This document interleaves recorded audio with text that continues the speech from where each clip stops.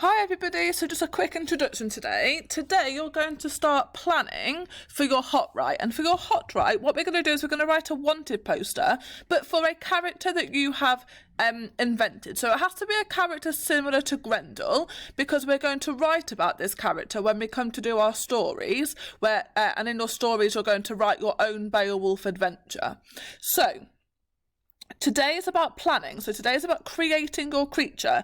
It can't be something happy and fuzzy and like a little butterfly. It has to be a gruesome, horrible, scary creature. So I've picked this, I found this one on the internet. I didn't have the drawing capabilities, as you all know.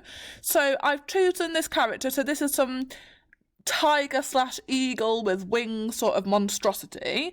And so what you're going to do is you're going to draw your beast, your character, in the middle of a piece of paper, and around the outside you're going to add probably expanded noun phrases, description of how your character looks. So I've done a quick example for you there.